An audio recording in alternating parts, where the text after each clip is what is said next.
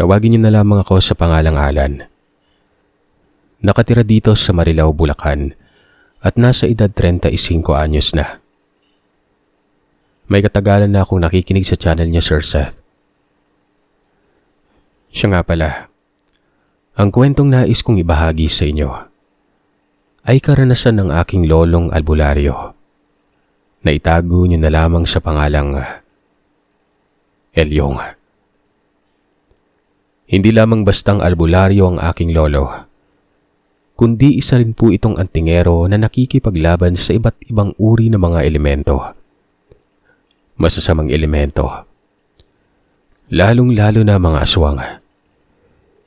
Pero hindi po ang pagiging antingero ng aking lolo ang ibabahagi ko, kundi kung paano niya nakuha ang isang mutya na siyang naging dahilan kung bakit nakilala siya at naging bantog ang kanyang pangalan sa kanilang baryo. Kung inyong pahihintulutan, ibabahagi ko ito sa channel nyo na parabang si Lolo Elyong ang nagkikwento para mas malinaw ninyong maintindihan. Nga pala, kaya alam ko ang karanasang ito ng lolo ko. Yun ay dahil sa paulit-ulit niya itong ikinikwento sa amin ng mga kapatid ko sa tuwing bumibisita kami sa bahay ni Lolo Elyong. Ako si Elyong. Dekada 60. Ng mga panahong ito ay nasa edad 19 na taong gulang pa lamang ako. Bata pa lamang ay hiwalay na ang mga magulang ko. Bata pa lamang ako. Nang ibang bahay na ang aking ama. Simula kasi nung magkasakit ang aking ina at napermi na lamang sa bahay, ay palagi ko nang naririnig noon na sinusumpatan ni tatay ang aking ina at pinagsabihang pabigat lamang ito sa buhay. Bakit hindi na lang raw magpakamatay ang aking ina para wala nang magiging pabigat sa buhay nun? Tanging pag-ikpi na lamang ang naging tugon ng aking ina sa tuwing nakakatanggap siya ng mga ganong klaseng masasakit na salita. Sa tuwing naririnig ko yon, ay mas lalong sumidhi ang galit na nararamdaman ko sa aking ama. Minsan pa nga ay nasambit ko sa aking isipang siya na lamang ang magpakamatay kesa sa aking ina. Dahil wala naman siyang silbi sa bahay, lalong-lalo na sa pamilya namin. Sa totoo lang, dakilang tamad at lasinggero ang aking ama. Kaya naman noong may nakilala itong matandang babaeng may kaya sa buhay, walang pagdadalawang isip na sumama ito at iniwan kami. Grabe ang galit na nararamdaman ko sa kanya at nawala ang respeto ko sa kanya bilang ama. Iniwan niya ako sa ere. Iniwan niya kami ng aking ina kung kailan kailangan siya ni nanay. May sakit ito at siya lang ang tanging makakatulong sa paghanap buhay. Nasa murang edad pa lamang kaming 5 magkakapatid kasi noon, kaya hindi kami makakatulong. Dahil nga sa ginawa ng aking ama, ay ako na ang tumayong ama sa mga kapatid ko. Ako ang panganay, kaya sa akin nakaatang ang obligasyong iniwan ng aking ama sa aming mga anak niya. Grabe ang hirap na pinagdaanan ko. Bata pa lang ay batak na ang katawan ko sa pagtatrabaho. Hindi na kasi pwedeng magtrabaho pa ang aking ina dahil sa sakit na dinaramdam niya. Isang araw, kasalukuyang nanggagapas kaming dalawa ng kapatid kong si Nestor. Sumama kasi kami sa kapitbahay naming si Mang Berting na nanggagapas sa Karatig Baryo. Para may pera na kami sa kinahapunan at may pambili na kaming pagkain at gamot ng aming ina. Ayos lang ba kayo dyan mga iho? Tanong ni Mang Berting sa aming dalawa ni Nestor. Opo, ayos lang po kami Mang Berting. Ngumiti si Mang Berting bago niya sinabi sa aming kapag naiinitan kami, sumilong na muna kami. Tumango ako at sinabihan ko si Mang Berting na mamaya na kami sisilong ni Nestor. Hindi pa naman masyadong mainit. Sa pagdaan ng ilang oras, nasa katirikan na ng araw, nakita ko ang kapatid kong naliligo sa pawis at halatang pagod na pagod na. Nestor, Sumilong ka muna dun sa may puno ng saging. Ako na muna bahala dito. Utos ko sa kapatid ko noon. Tiningnan ako ng kapatid ko at tinanong niya kung hindi raw ba ako sisilong. Umiling-iling ako at sinabi ko sa kanyang mamaya na ako sisilong. Hindi pa naman ako masyadong naiinitan. Nakita kong nagmadali ng tumakbo si Nestor papunta sa may puno ng saging para sumilong. Ako naman, ipinagpatuloy na ang ginagawang paggapas ng palay. Nanghihinayang kasi ako sa kikitain kung magpapahinga rin ako. Kuya, kumain na muna tayo. Tawag sa akin ng kapatid ko ron. Hindi ko na namalayang 12:00 na pala ng tanghali. Nung marinig ko ang pagtawag uli ni Nestor, umahon na ako sa palayan at pinuntahan ng kapatid kong kasalukuyang inihahanda ang pagkain. Nang makalapit na ako ay humingi ako ng pasensya kay Nestor. Masyado kasi akong naging abala sa ginagawa kaya hindi ko na namalayan ang oras. Tara na, kumain na po tayo. Gutom na ako eh. Ay ang muli ng kapatid ko noon. Tumango ako at kumuha na nga ng pagkain.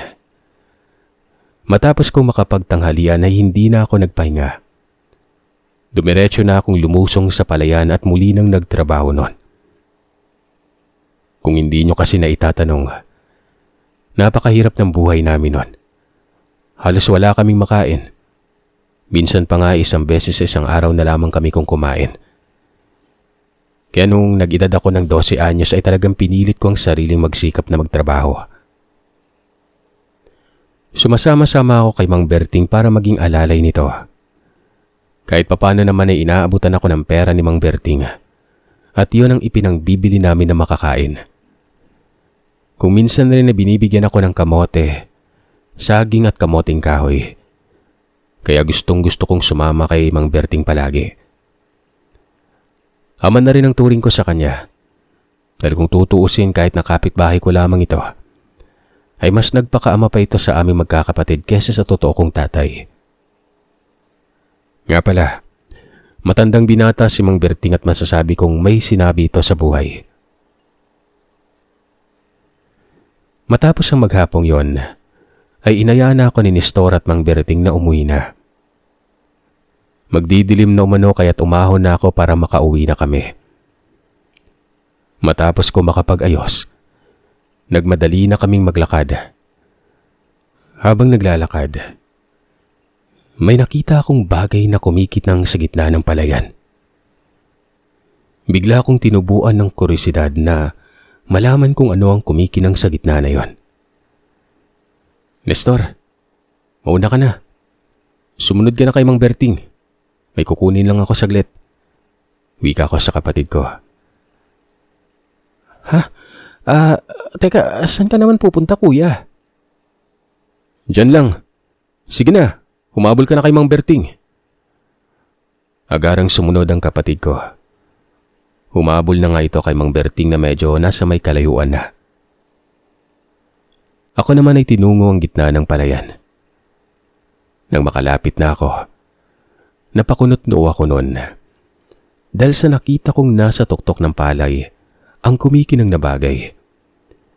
Kakaibang ang palay na yon dahil nag-iisang tangkay lamang yon na may isang pirasong bungang medyo may kalakihan ng konti. Ilang saglit pa, narinig ko ang pagsipol ni Mang Berting. Hudyat na tinatawag na ako nito. Nang tingnan ko nga ang matanda ay nakita kong nakahinto sa hindi kalayuan at nakatingin sa gawi ko noon. Natataranta namang nagputol ako ng kapiraso sa laylayang damit na kulay pula at kinuha ang bunga ng palay tapos ay mabilis nang ibinalot ang bunga ng palay na yon at patakbo nang lumapit sa kapatid ko at kay Mang Berting. Nang nasa bulsa ko na ang bagay na nakuha ko ay nakaramdam ako ng kakaiba. Pakiwari ko ay nangapal ang buong katawan ko at bumilis ang pagtibok ng puso ko.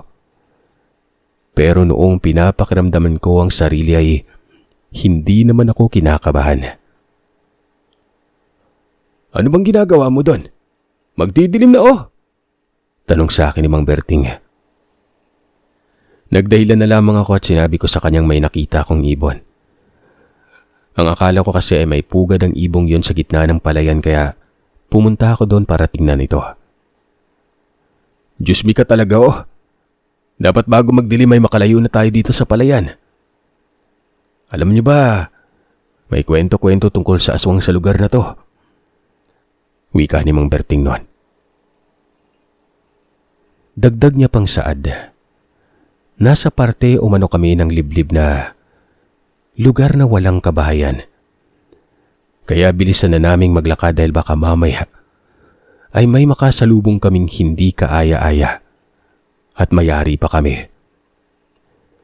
Malaki ang paghanga ko kay Mang Berting dahil sa kahit na malaki na kami ni Nestor, ay nababanaag ko sa kanyang mga mata ang pag-aalala sa aming dalawa ng kapatid ko.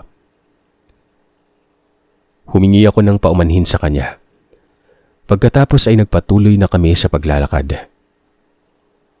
Pagkarating namin sa bahay, nadatnan akong nagluluto si nanay. Panay ang pag-ubo nito at marahang kumilos. Kagad na ibinaba ko ang mga gamit at patakbong nilapitan ng aking ina't sinabihan nitong ako na ang magluluto. Bumalik na lamang siya sa loob at magpahinga na. Ano ka ba anak? Kaya ko pa namang kumilos eh. Hayaan mo na ako ang magluto ng pagkain natin. Ito na nga lang ang maitutulong ko. Wika niya. Sinanay talaga oh. Alam niyo namang bawal kayong magkikilos diba? Baka mamaya mapagod pa kayo at sumpungin na naman kayo ng hika. Ako na po dyan. Agaw ko sa ginagawang trabaho ng aking ina. Kaya ko pa naman talagang kumilos anak. Susnay, huwag na pong matigas yung ulo. Makinig na lang po kayo sa mga sinasabi ko ha. Wala nang nagawa pang aking ina, kung di ang sumunod na lamang sa mga sinabi ko. Tinapos ko na nga ang ginagawang pagluluto niya. Habang hinihintay na maluto ang pagkain, ay biglang sumagi sa aking isipan ang nakuhang palay. Agad na kinuha ko sa bulsa at tinignan muli ang palay nun. Nung mabuklat ko na nga ang telang pulang pinagbalutan ng palay, Sir Seth, sa maniwala man kayo't sa hindi, ang kaninang isang pirasong palay na nakuha ko, naging isa na yung bigas. Yun bang wala nang balat? Napakunot noo ako at naitanong sa isipan kung papanong naging bigas yun, gayong hindi ko naman yun binalatan pa. Namanghaman o nagtaka, ipinagsawalang bahala ko pa rin ang bagay na yon. Sa halip ang ginawa ko, nilagay ko sa maliit na botelya at binalot ulit ng pulang tela. Tapos ay muli kong ibinulsa yon. Nang matapos na akong makapagluto ay naghain na ako ng hapunan at kumain na kami. Habang kumakain ay tinanong ko ang aking ina kung kamusta na ang pakiramdam. May naong sinabi niya sa aking medyo maayos naman na siya. Huwag raw ako mag-alala sa kanya dahil hindi pa naman umano siya mamamatay. Sabay tawa ng mahina nun.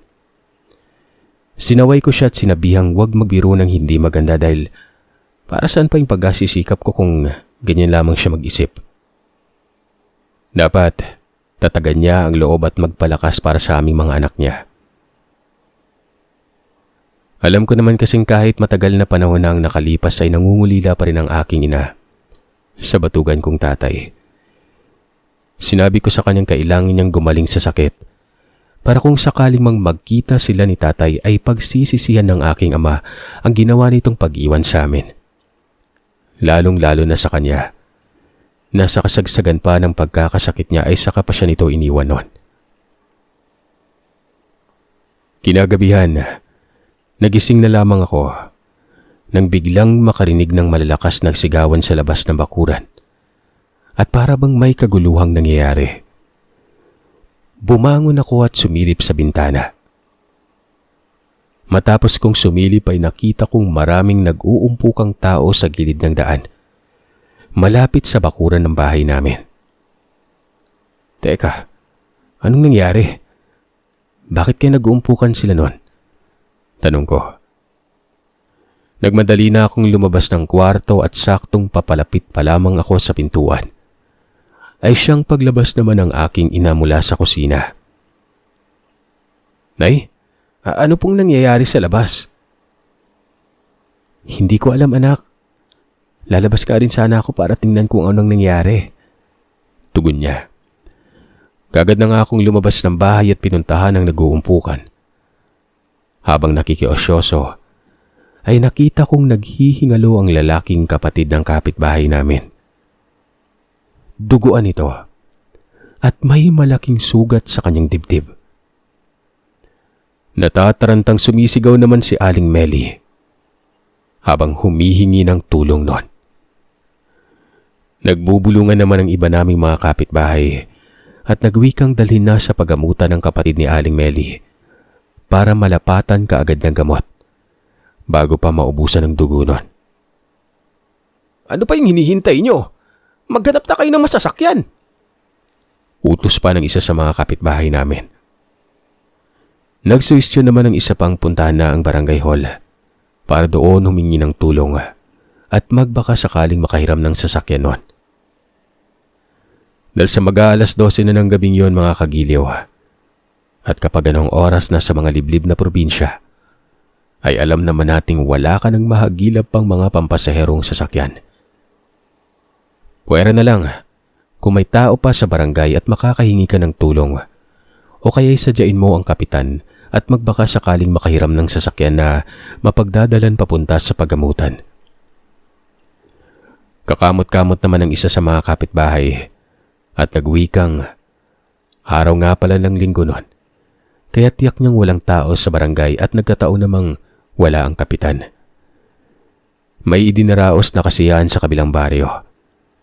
Naroroon umano ang kapitan dahil naimbita nito. Nang marinig yon ni Aling Meli, ay halos maglulupasay na ito habang yakap-yakap ang kapatid nitong naghihingalo. Nakaramdam ako ng awa sa lalaki habang pinagmamasdan yon. Nakita kong pumipikit-pikit ito at maya-maya ay tumitirik ng mga mata. Pero pilit yung pinapadilat ng iilan at sinabihang huwag matulog. Baka raw kasi matuluyan ito at hindi na magising sa oras na ipikit nito mga mata at makatulog nun. Hanggang sa walang ano-ano, bigla akong nakarinig ng boses ng isang lalaking nagsasalita mula sa likuran. Ang sabi nito, tulungan ko raw umano ang lalaking duguan bago pa man ito bawian ng buhay. Nagtataka at nakailang beses pa akong lumingon-lingon at inilibot ang mga mata't hinanap ang taong nagsasalita na yon. At para bang bumubulong lamang yon sa tenga ko. Ikaw ba yung bumulong sa akin? Tanong ko kay Dindo. Dahil siya lang naman ang nasa likuran ko nun. Ano ka mo? Ako yung bumubulong sa'yo. Hindi nakikiosyoso nga lang rin ako dito eh. Tugon ni Dindo. Naniwala naman ako sa sinabi niya. Dahil sa malayong malayo ang boses ni Dindo sa taong bumulong sa akin kanina. Sa isip-isip ko, baka nagkamali lamang ako ng pandinig. Baka hindi ako ang kinakausap nun. Ilang sandali pa, laking pagtataka ko nang kusang gumalaw ang katawan ko at lumapit sa lalaking duguan. Habang may bumubulong sa isipan ko kung ano ang mga dapat kong gawin. Nagpatianod na lamang ako at hinayaan ang kung sino mang bumulong sa isipan ko nun. Sandali lang, paraanin niyo ako. Tumabi muna kayo. Wika ko sa mga kapitbahay naming nagsisiksikan. Dali-dali kong hinubad ang bagong suot na damit at hinatak ito para mahati sa gitna. Matapos kong gawin yon, kaagad ko nang ibinalot sa dibdib ng lalaki ang damit at nang hingi pa ako ng isa pang damit sa mga taong nakatayo at nakikiosyoso. Nang sa ganon, kahit papano ay mapigilan ko ang pagtagas ng dugo sa gilid ng katawan nito. Teka lang, Ilyong. Anong ginagawa mo? Baka mapatay mo yung kapatid ni Melly sa ginagawa mo ah! Tanong ng isa sa mga matatandang kapitbahay namin. Hindi ko siya pinakinggan. Sa halip ay ipinagpatuloy ko lang ang ginagawa ko. Ano ba? Dalian niyo na! Pahingi pa ako ng isa pang damit! Wika ko sa malakas na boses. Nakita kong may nag-abot ng damit. Mabilis ko nang kinuha ang damit at itinakip sa nahiwang sugat ng lalaki upang tumigil na ang pagdurugo. Tapos ay tinalian ko na kaagad yon. Tulungan niyo akong buhatin yung taong to. Wika ko. O teka, saan mo dadalhin yung kapatid ni Melly? Sinabi ko sa kanyang sa bahay ko dadali ng lalaki. Bibigyan ko ito ng paunang lunas. Nung una, ayaw pang maniwala ng mga kapitbahay. Sinabihan pa akong nababaliw na umano ako't ano bang mga kalokohan ang pinaggagawa ko. Kailan pa raw ako naging isang manggagamot? Nanay ko nga raw hindi ko magamot-gamot. Sandali akong natigilan at napapaisip nun. Pero makalipas lamang ang ilang sandali, muli na namang may bumulong sa isipan ko ang boses ng isang lalaki. Dumadagundong yon sa isipan at malinaw ang bawat katagang mga sinasabi nito. Sinabi ko sa kanilang saka na nila ako husgahan pag natapos ko na ang gagawin ko. Sa ngayon ay tulungan na nila ako kung gusto pa nilang mabuhay ang kapatid ni Aling Melly. Hindi na nagsalita pa ang mga kalalakihan at agaran ng pinagtulungan buhatin ang lalaking sugatan. Pagkapasok sa bahay, kagad ako nagsindi ng kandila at nagdigdik ng halamang gamot. Inilagay ko yon sa kutsara at nilagyan ng konting langis ng niyog na ginawa pa ng aking ina tuwing sumasapit ang Biyernes Santo. Itinapat ko sa umaapoy na kandila ang kutsarang may langis at dinikdik na tuyong halamang gamot. Nung maramdaman kong katamtaman ng init, ay sakakul pa lamang yon inalis. Tapos ay tinanggal ko ang itinaling damit sa katawan ng lalaking yon. Matapos kong matanggal ang damit, ay dahan-dahan ko nang ipinatak ang katas ng halamang gamot na may langis sa sugat ng lalaking ito. Sa bawat pagpatak ng langis sa sugatang dibdib ay napapangiwi at napapasigaw ang lalaking yon. Pero noong matapos na yon, guminhawa ang pakiramdam nito at nakahinga na ng maluwag. Hindi gaya kanina na naghahabol na ng hininga at isang subo na lamang yata ay malalagutan na. Matapos kong ipamalas ang kakaibang ginawa ko, nakita ko sa pagmumukha ng mga kapitbahay kong nakikiosyosong hindi makapaniwala mga ito. Tiisin mo lang yung init. Para rin sa iyo yung ginagawa kong panggagamot. Nang sa ganun, hindi magkaroon ng tetanong sugat mo at hindi ka lagnatin. Seryosong wika ko na akala mo talaga. Eksperto ako sa larangan ng panggagamot. Maging ako man, ay hindi ko maintindihan ang sarili ko, Sir Sat. Hindi ko alam kung saan ako humugot ng lakas at abilidad sa larangan ng panggagamot nun. Dahil ni minsan ay hindi ko pa nasusubukang manggamot.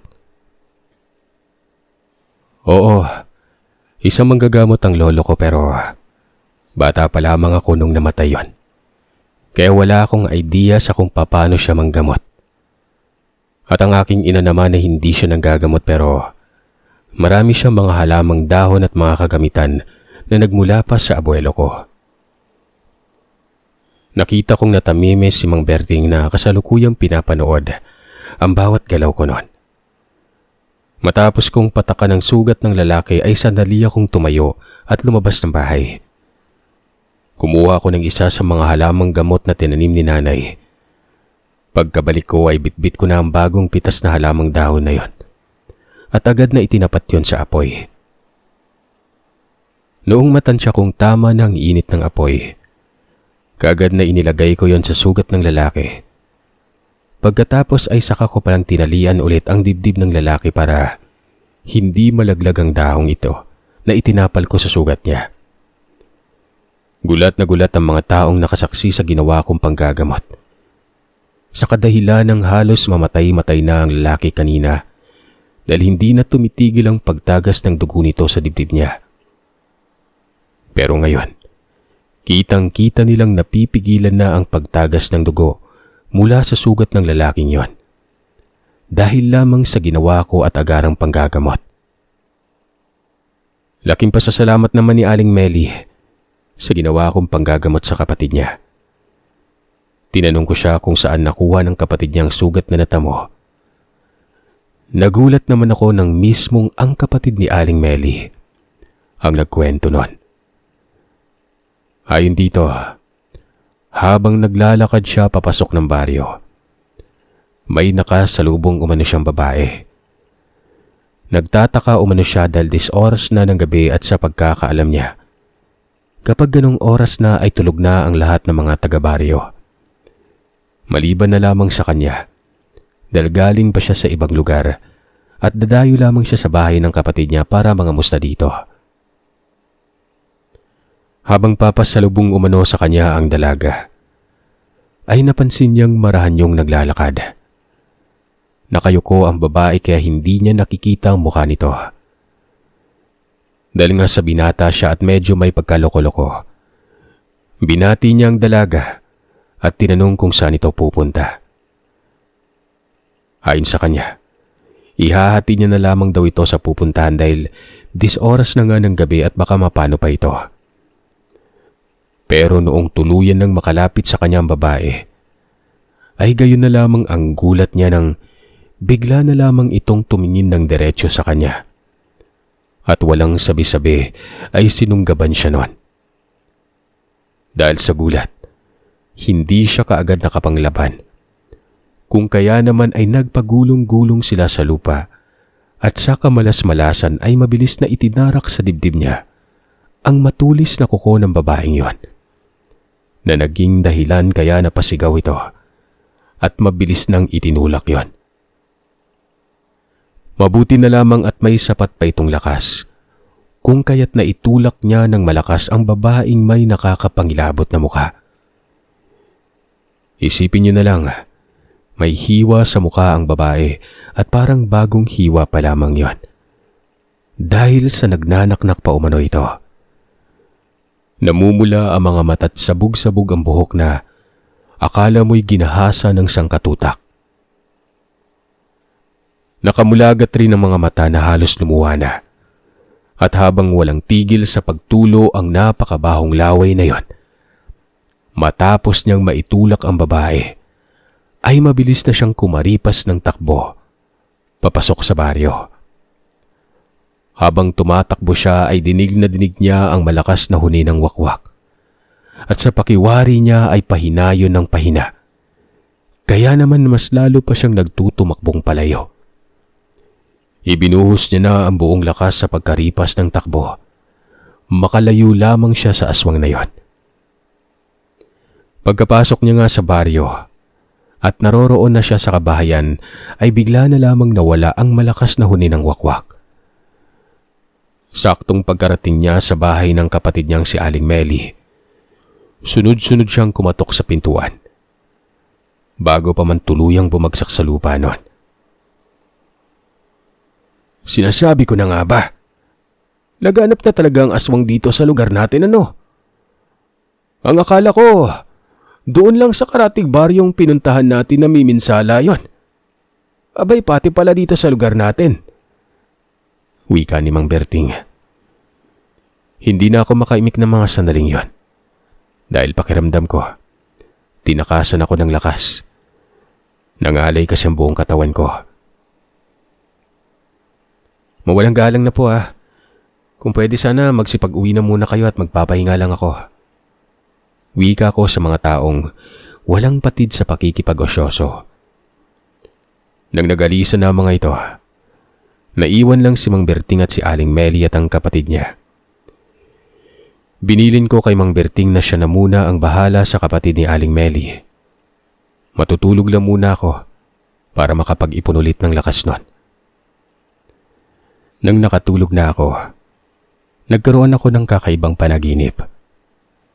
Base sa panaginip ko, nasa isang malawak na palayan umano ako at may isang matipunong lalaking may hawak na sibat ang kumakausap sa akin at may iniabot ito.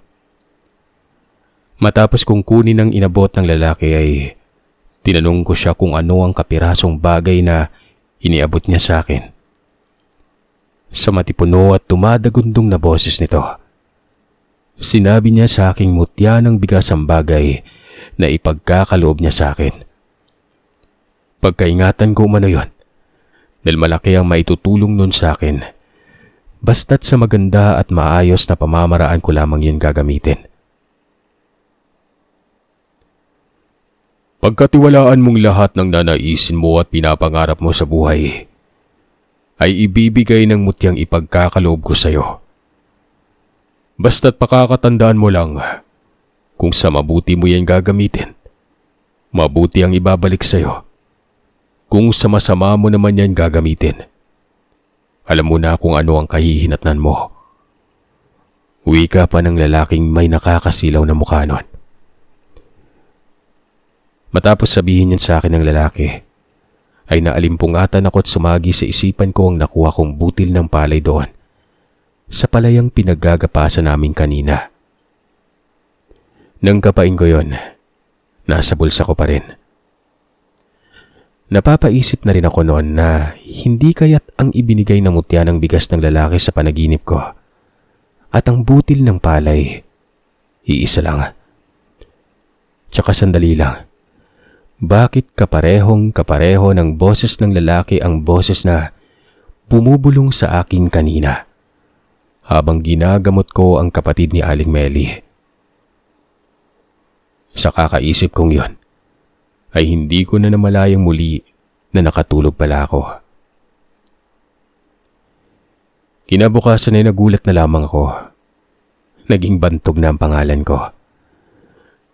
Dahil sa ginawang panggagamot ko sa kapatid ni Aling Meli yon. Sa paglipas nga ng mga araw ay marami nang pumupunta sa bahay namin para magpagamot. Nung unay ayaw kong tumanggap ng bayad. Ang sabi kasi sa akin ng aking ina, hindi tumatanggap ng bayad ang lolo kong manggagamot nung nabubuhay pa ito. Yun nga ginawa ko. Hindi ako tumatanggap ng perang ibinabayad ng mga taong nagpapagamot. Ang tanging tinatanggap ko lamang ay ang mga pagkain at iba pang mga bagay na pilit ibinibigay sa akin. Sa pagdaan rin ng mga araw at buwan, ay napansin kong unti-unti nang nagbago ang takbo ng buhay namin. Naipagamot ko na ang aking ina sa ospital. Gawa ng tanging mga doktor lamang ang kayang makapagpagaling sa kanya.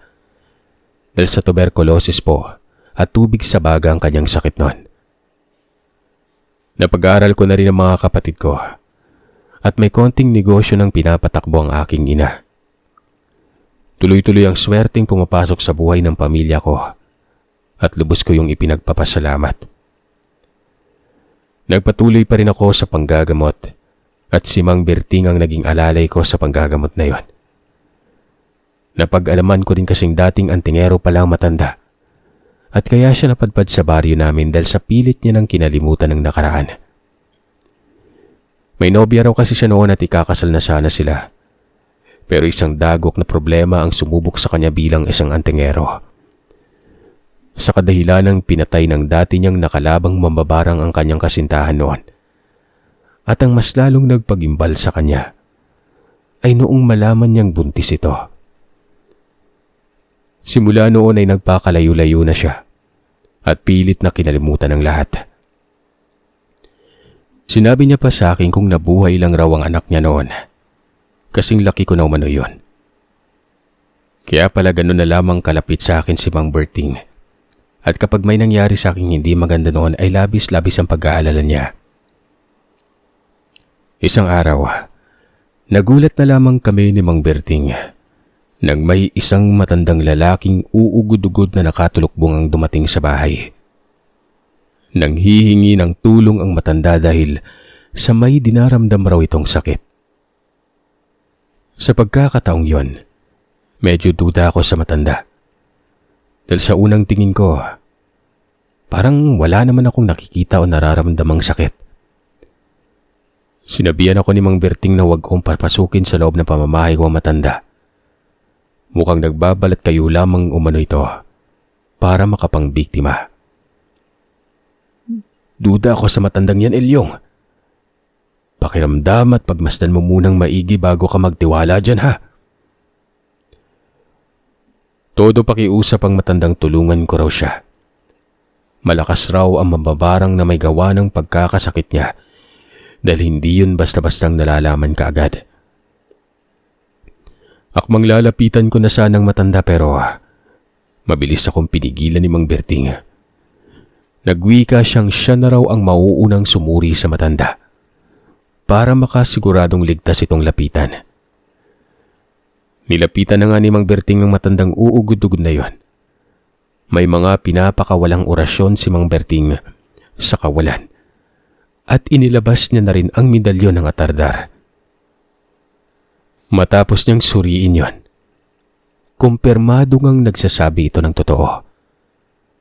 Kaagad na kinalas ni Mang Berting ang inusal na orasyong pambakod sa bahay namin at pinatuloy na ang matanda.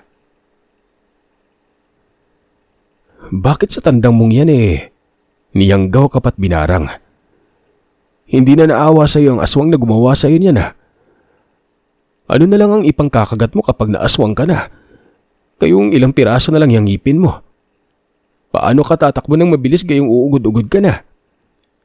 Wika pa ni Mang Berting na bahagyang ikinatawa ko naman. Dagdag niya pang wika, mukhang pinaglalaruan na lamang umano ng mababarang na aswang ang matandang uugod-ugod nun. Dahil sa hindi na nga ito mahalos makalakad pa. Ano na lang kaya mangyayari kung bigla itong sumpungin ng pagkaaswang at mambiktima ng mga tao nun? Baka hindi pa ito makarating sa taong bibiktimahin. Hihingalin at mga tug na mga tuhod. O kaya naman, gumapang na lamang papunta sa taong bibiktimahin niya. Hindi naman umimik ang matanda. Tahimik lamang ito at para bang nahiya ito sa sinabi ni Mang Berting. Sige na iyo, gamutin mo na siya. Utos pa sa akin ni Mang Berting noon. Na mga panahong ito, bukod sa pagtuturo ng gabay ng mutyang ipinagkaloob sa akin, ay sinasanay rin ako ni Mang Berting kung paano gawin ng tama ang mutyang ipinagkaloob. May mga iba't ibang orasyon din siyang itinuro sa akin at kaalaman pagdating sa pakikipagsagupa ng mga aswang, mambabarang at iba pang elemento. Nung lalapitan ko na ang matanda at uumpisan ko na sana ang panggagamot, nahirapan akong tukuyin kung sino ang aswang na nambabarang at sumalbahe sa matandang yon. Kahit hindi ko pa kasi malapitan at mahawakan ng isang taong may sakit, mababatid ko na kaagad kung sino ang sumalbahe. Humingi ako ng tulong kay Mang Berting. Ano ka mo? Sa akin ka hihingi ng tulong? Naku bata, alam mo namang pagpapayo lamang ang kaya kong ibigay sa iyo, di ba? Isa akong antingerong pumapatay lang ng mga masasamang nilalang. Hindi isang albularyong marunong manggamot. Kaya mo yan. Tatagan mo lang ang paniniwala mo sa taas at sa gabay mo. Hindi ka niya bibiguin. Pero kasi, alam kong nakatikim na ng tao yung matandang to. Baguhan pa lang ako sa larangan ng panggagamot. Hindi ko alam kung paano siya gamutin. O siya tatanungin kita. Nung nagumpisa kang manggamot, may tumulong ba sa iyong tao? O di ba wala? At wala ka ring alam sa panggagamot ng mga panahong yon. Pero nagawa mong pagalingin ang mga taong nangangailangan sa iyo. Kaya alam kong kayang-kaya mo yan. Malakas ang tiwala ko sa iyo. Anya pa ni Mang Berting sa akin sabay kintat. Wala na nga akong nagawa, kundi umpisahan na ang panggagamot. Batid kong mahihirapan talaga akong gamutin ng matanda dahil sa nakatikim na ito ng karne ng tao. Nang lapitan ko na nga ulit ang matanda, ay bahagya pa akong nagulat nang alisin niya ang telang nakatalukbong sa mukha niya. Paano ba naman kasi? Nakita kong nangingitim na ang gilid ng mga mata ng matandang yon. Humpak na ang mga pisngi nito na animoy isang buwan na itong hindi pinapakain. Nagkikiskisan rin ang mga ipin na tila ba nang gigigil at anumang oras ay nais na ako nitong sakmalin. Bumulong ako sa hangin, nag-usal ng orasyong panali sa katawan ng matanda.